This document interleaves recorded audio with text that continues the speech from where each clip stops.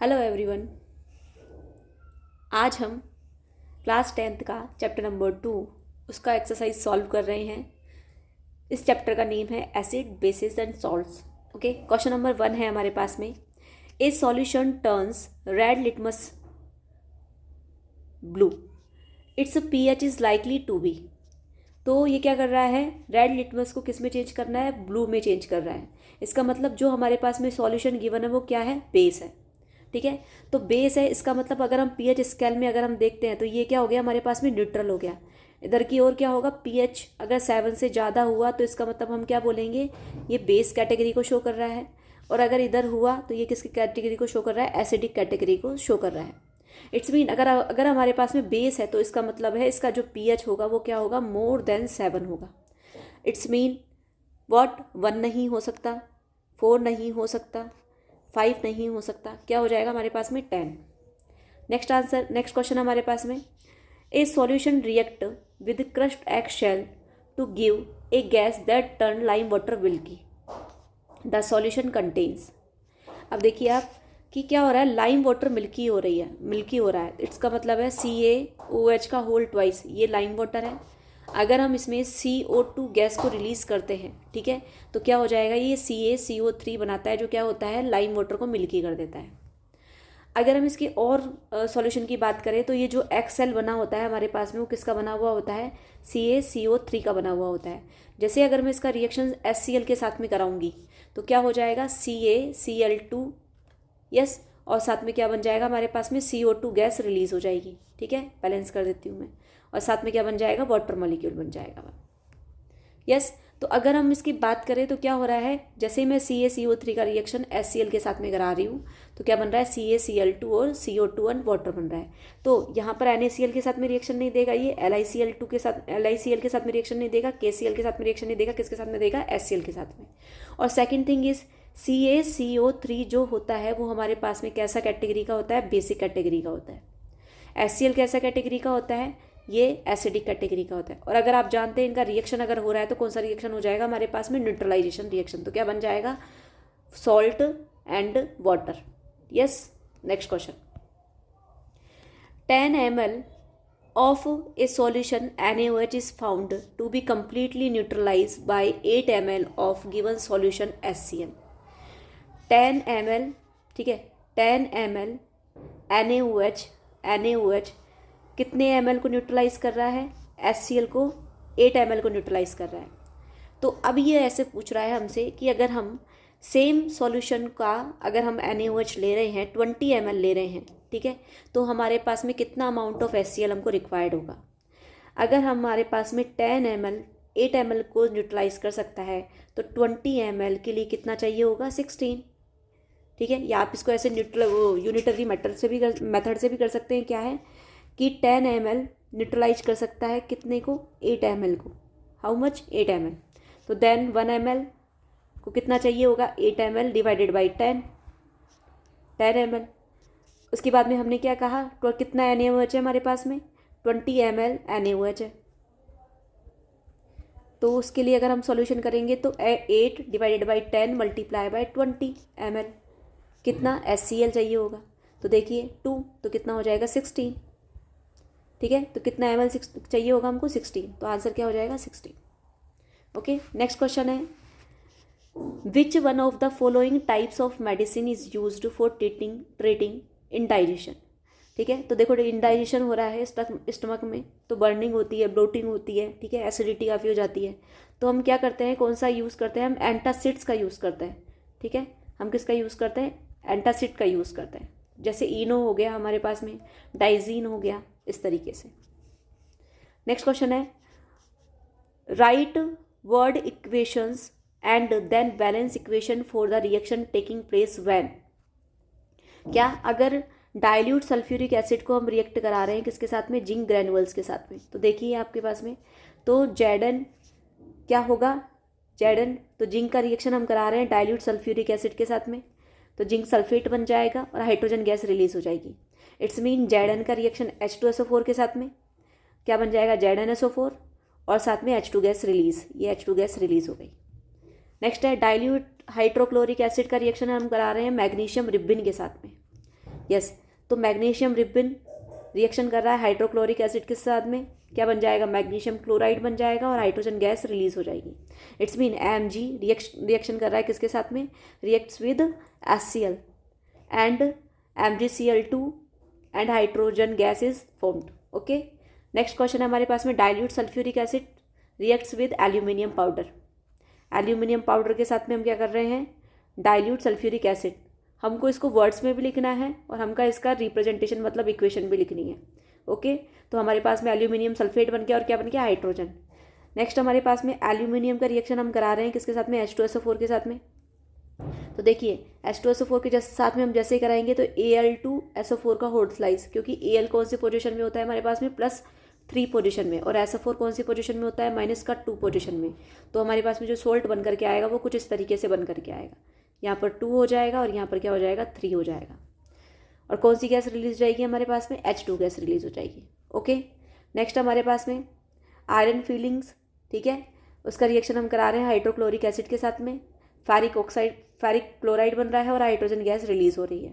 तो देखिए आयरन है 6 HCl हो गया, बैलेंसिंग कर रहे हैं हम इक्वेशन की। उसके बाद में 2 FeCl3 and 2 H2। Next question है यहाँ पर, what question, compounds such as alcohols and glucose also contain hydrogen but are not categorized as acids। Compounds alcohol का अगर हम फॉर्मूला लिख रहे हैं CH3CH2OH, और अगर हम ग्लूकोज का फॉर्मूला लिख रहे हैं तो C6H12O6। यहाँ पर सब में क्या है, इन दोनों कंपाउंड्स में ही हाइड्रोजन हमारे पास में है, मौजूद है, फिर भी हम इनको एसिड्स क्यों नहीं कहते हैं। Described an activity to prove it, और हमको ये जो एग्जाम्पल देना है, इस क्वेश्चन को सॉल्व करना है, वो किसके बेसिस पे सॉल्व करना है, हमको एक एक्सपेरिमेंट के बेसिस पे करना है। ठीक है, अब देखिए एसिड्स क्या होता है, जो H+ ion they. For example HCl है, जैसे आप उसका एक्वस सॉल्यूशन बनाएंगे तो H+ और Cl- में वो क्या हो जाएगा, हमारे पास में अपने आयंस को दे देगा। अगर हम H2SO4 का बात करते हैं तो H2SO4 क्या करेगा, 2H+, ये भी H+ आयन को देता है और क्या बना लेगा, SO4- का 2 बना लेगा। तो अगर हम इनका सॉल्यूशन बनाते हैं, ठीक है, तो ये क्या होते हैं, ये अपना H+ आयन नहीं देते हैं, ये अपना H+ आयन नहीं देते हैं। ठीक है, तो देखिए दो compounds like alcohol and glucose contain hydrogen but they do not ionize in the solution to produce ions on passing current through them. देखिए अब मैंने क्या किया कि सबसे पहले मैंने ग्लूकोज सॉल्यूशन लिया। यस, मैंने ग्लूकोज सॉल्यूशन में क्या किया, एक यहाँ पर मैंने एक वुड का एक स्टॉपर लगा दिया, इस पर मैंने 2 नेल्स लगा दी, 2 नेल्स को मैंने कनेक्ट कर दिया वायर से। यहाँ पर मैंने बैटरी लगा दी 6 वोल्ट की। अब मैंने जैसे ही इसमें करंट फ्लो कर रही हूँ तो ये बल्ब है जो ग्लो नहीं होगा, क्योंकि यहाँ पर H+ आयन ये देगा ही नहीं, जिसकी वजह से अगर आयंस नहीं होंगे तो इलेक्ट्रिसिटी भी क्या होगी, नहीं होगी। यस, नहीं होगी। अब देखिए यहाँ पर अगर मैं डाइल्यूट HCl सॉल्यूशन के साथ में करूँगी ये वाली रिएक्शन अगर, तो ये क्या कर देगा, H+ आयंस में अपना आयंस दे देगा। जैसे H+ आयन देगा तो आयंस आ गए तो इलेक्ट्रिसिटी क्या हो जाएगी, और यहाँ पर जो बल्ब होगा वो क्या हो जाएगा, ग्लो हो जाएगा। ठीक है, यहाँ पे बल्ब ग्लो नहीं होगा। तो अगर इस बेसिस पे अगर हम देखें तो एक्टिविटीज़ के बेसिस पे तो ये आप डायग्राम बना सकते हैं इजीली। देखिए take solution of alcohol and glucose, तो हमने सॉल्यूशन ले लिया अल्कोहल ग्लूकोज का। फिर मैंने 2 नेल्स को मैंने उसकी कॉर्क पे लगा दिया और वो कितना, मैंने 100 ml ऑफ बीकर ले लिया। फिर मैंने उसमें क्या कर दिया, अल्कोहल डाल दिया और क्या कर दिया, वाटर फिल कर दिया थोड़ा। Connect the nails to the 2 terminal of 6 volt battery through a bulb and a switch as shown in the given figure. तो हमने जैसे जैसे हमको डायग्राम में शो कर रखा है वैसे वैसे हमने उसका कनेक्ट किया। Now pour alcohol in the beaker and switch on the current. मैंने थोड़ा सा बीकर में अल्कोहल मिक्स कर दिया और करंट को स्विच ऑन कर दिया। The bulb does not glow, bulb on नहीं होता है, ठीक है, ग्लो नहीं करता है। Repeat the experiment with glucose, मैंने ग्लूकोज के साथ में किया, उससे पहले मैं अल्कोहल के साथ में कर रही थी, तब भी क्या होता है, बल्ब ग्लो नहीं करता है। ठीक है, it's mean no H+ ions are present in the solution. Okay, तो इसका मतलब क्या है हमारे पास में कि अल्कोहल और ग्लूकोज एसिड्स नहीं होते हैं। ओके, नेक्स्ट क्वेश्चन हमारे पास में, why does distilled water not conduct electricity whereas rain water does? Yes, अब सबसे पहले डिस्टिल वाटर में अगर हम बात करें, ये हमारे पास में डिस्टिल वाटर है, यस, और ये हमारे पास में क्या है, ये रेन वाटर है। मैं डी और आर से इसको डिनोट कर रही हूँ। डिस्टिल वाटर में कोई भी एसिड, कोई भी बेस या कोई भी सॉल्ट प्रेजेंट नहीं होता। जबकि रेन वाटर में क्या होगा, इसमें क्या होता है कि जो जैसे ही क्या होता है कि ये एटमॉस्फेरिक कार्बन डाइऑक्साइड से रिएक्शन करके क्या बना लेती है, H2CO3 एक एसिड फॉर्म बना लेती है, जिसकी वजह से इसमें क्या आ जाता है, H+ आयंस मौजूद हो जाते हैं। इस वजह से जो रेन वाटर है वो क्या करता है, इलेक्ट्रिसिटी का कंडक्शन क्या कर सकता है, इलेक्ट्रिसिटी का कंडक्शन कर सकता है। ओके, तो अगर हम इसका आंसर देखते हैं, distil water does not conduct electricity because इसमें कोई भी हमारे पास में ionic compound like acids, bases और सॉल्ट्स इसमें अंदर नहीं होता है। अगर हम रेन वाटर की बात कर रहे हैं तो जैसे ही ये एटमॉस्फेयर से अर्थ पे आती है तो इसमें गैस डिजोल्व होने स्टार्ट करती है। कौन सी गैस, कार्बन डाइऑक्साइड एटमॉस्फेयर से, और क्या बना लेगी, कार्बोनिक एसिड बना लेगी। कार्बोनिक एसिड जैसे ही बनाती है तो ये कार्बोनिक एसिड क्या करेगा, H+ आयन देगा, और उस H+ आयन की वजह से और ये किस में टूट जाएगा, हमारे पास में हाइड्रोजन आयन में टूट जाएगा, H+ आयन में टूट जाएगा, और कार्बोनेट आयन्स में क्या हो जाएगा, ये ब्रेक हो जाएगा। इसकी वजह से क्या होता है कि जैसे ही आयंस आए तो आयंस क्या कर देगा, इलेक्ट्रिसिटी का कंडक्शन कर देगा। इसीलिए हमारे पास में डिस्टिल्ड वाटर इलेक्ट्रिसिटी का कंडक्शन नहीं करता है, जबकि रेन वाटर इलेक्ट्रिसिटी का कंडक्शन करता है। नेक्स्ट क्वेश्चन हमारे पास में, why does acids not show acidic behaviour in absence of water? अगर एब्सेंस ऑफ वाटर रहेगा तो वो H+ और Cl- में टूटेगा नहीं। अगर मैं HCl की बात कर रही हूँ, ठीक है, एसिड को अपने आयंस में ब्रेक होने के लिए स्पेस चाहिए, और वो स्पेस कहाँ से मिलता है, उसको वाटर से मिलता है। ठीक है, वाटर से मिलता है। तो अगर हम बात कर रहे हैं एसिड की, तो एसिडिक बिहेवियर शो करने के लिए हमको वाटर का रिक्वायरमेंट ज़रूरी है, क्योंकि तभी वो अपना आयंस में टूटेगा, और आयंस में जैसे वो ब्रेक होगा तब जा करके वो क्या करेगा, एसिडिक बिहेवियर शो करेगा। Okay, the acidic behaviour of acids is due to presence of hydrogen ion. किसकी वजह से होता है, हाइड्रोजन के आयन की वजह से होता है। तो ये क्या करता है, acids produces hydrogen ions only in the presence of water. तो हाइड्रोजन आयन किसकी प्रेजेंस में ही ब्रेक होते हैं, हमारे पास में प्रेजेंस ऑफ वाटर। ठीक है, अगर एब्सेंस ऑफ वाटर है तो यहाँ पर कोई भी हमारे पास में क्या नहीं बनेगा, हाइड्रोजन आयन नहीं बनेगा, और इस वजह से वो एसिडिक बिहेवियर शो नहीं करेंगे। नेक्स्ट क्वेश्चन है, 5 सॉल्यूशन गिवन है हमको, A B C D and D। Okay, हमने यूनिवर्सल इंडिकेटर से इसका pH निकाला है, जो हमारे पास में 4, 1, 11 एंड 7 एंड 9 आ रहा है। तो हमको ये बताना है कि कौन सा मतलब न्यूट्रल है, ओके, कौन सा स्ट्रॉन्गली एल्कलाइन है, कौन सा स्ट्रॉन्गली एसिडिक है, कौन सा वीकली एसिडिक है, और कौन सा एल्कलाइन है। और हमको हाइड्रोजन आयन की कंसंट्रेशन में इनको क्या करना है, अरेंज करना है। तो सबसे पहले आपको ये डायग्राम दिख रहा होगा, ठीक है, यहाँ पर मैंने क्या कर रखा है, H+ आयन का कंसंट्रेशन और OH- आयन का कंसंट्रेशन को शो कर रखा है। तो मैंने आपको ये भी बताया था, अगर pH का वैल्यू बढ़ता है, इंक्रीज होता है, यस, तो कैसे कैरेक्टर शो होते हैं, बेसिक कैरेक्टर शो होते हैं। इसका मतलब क्या हुआ कि OH- का कंसंट्रेशन क्या होता है, इंक्रीज होता है। ओके, और अगर pH का वैल्यू डिक्रीज होता है, इसका मतलब है एसिडिक कैरेक्टर शो होते हैं। इसका मतलब और क्या बोले हम, H+ आयन का कंसंट्रेशन भी क्या होगा, इंक्रीज होगा। ये डिक्रीज होने पर है और ये इंक्रीज होने पर है। यस, तो अगर हम बात कर रहे हैं और 7 पे क्या होता है, अगर pH 7 है तो हमारे पास में हम क्या बोलेंगे, ये न्यूट्रल कैटेगरी का है। कैसे कैटेगरी का है, न्यूट्रल कैटेगरी का है। इट्स मीन 7 से पहले वाले को हम बोलेंगे एसिडिक, 7 के बाद वालों को हम बोलेंगे आफ्टर द 7 हम क्या बोलेंगे, 7 से ज़्यादा वैल्यू रखते हैं जो, इनको बोलेंगे बेसिक। यस, और अगर हम कंसंट्रेशन की बात करें तो इधर जाने पर OH का कंसंट्रेशन इंक्रीज होता है, OH- का, और इधर जाने पर H+ का कंसंट्रेशन इंक्रीज होता है। इट्स मीन अगर pH का वैल्यू जितना कम उतना H+ का कंसंट्रेशन ज़्यादा, जितना pH का वैल्यू ज़्यादा उतना OH- का कंसंट्रेशन ज़्यादा। ओके, तो देखिए यहाँ पर 7 है हमारे पास में, ये हमारे पास में 7, इधर अगर हम जा रहे हैं मतलब पीएच का वैल्यू कम हो रहा है, तो मतलब H प्लस आयन का कंसंट्रेशन क्या हो रहा है, इंक्रीज हो रहा है। और अगर हम इधर जा रहे हैं तो हमारे पास में इट्स मीन OH माइनस का, इधर जा रहे हैं 7 से अबव, तो हमारे पास में OH माइनस का कंसंट्रेशन क्या हो रहा है, इंक्रीज हो रहा है। ठीक है, तो 7 पर हमारे पास में क्या हो जाएगा, न्यूट्रल।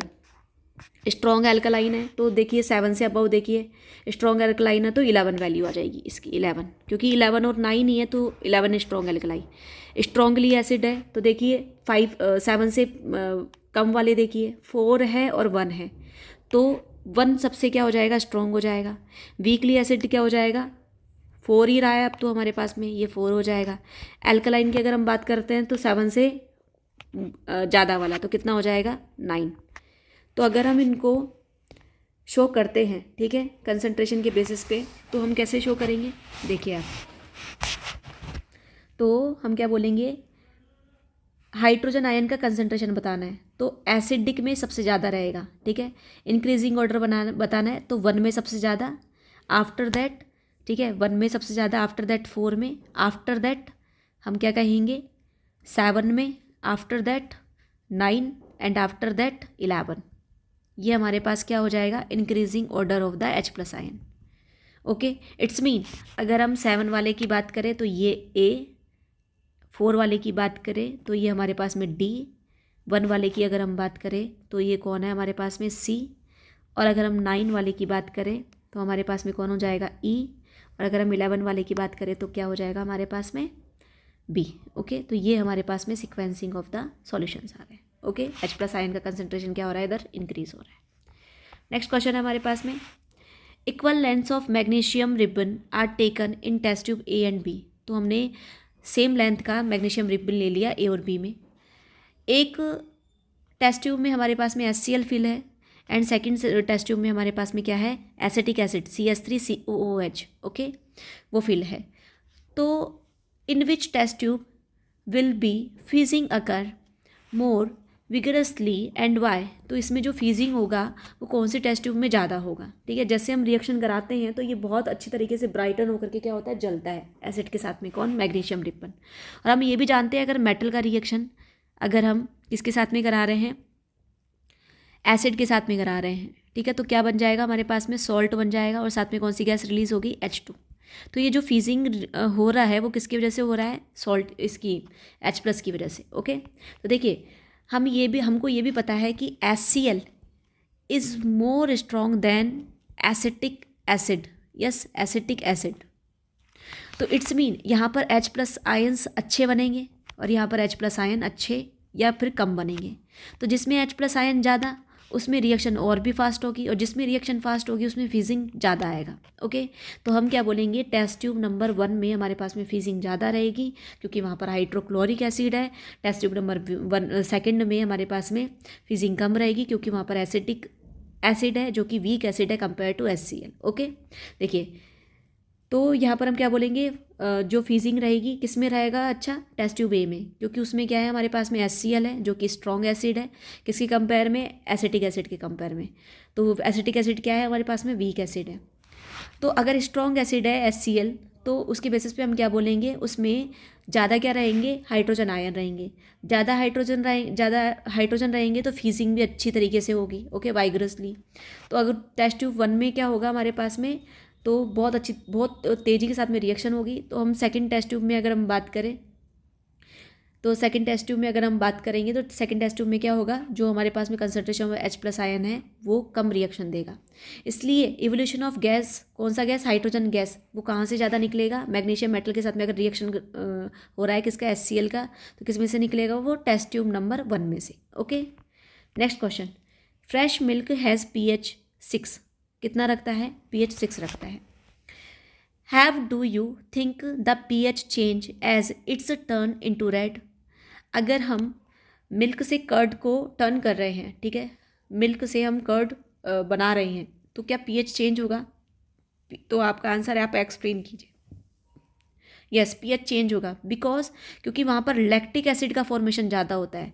जब भी मिल्क से कर्ड बनता है, ठीक है, तो यहाँ पर लैक्टिक एसिड फॉर्मेशन और भी ज़्यादा हो जाएगा। Lactic acid. और जैसे ही एसिड बन रहा है इट्स मीन पीएच क्या हो जाएगा, डिक्रीज होता जाएगा।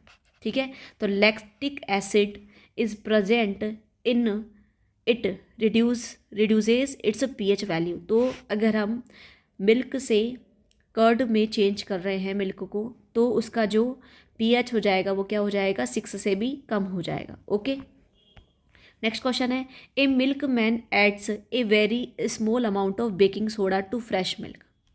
फर्स्ट, तो why does he shift the pH of fresh milk from 6 to slightly alkaline.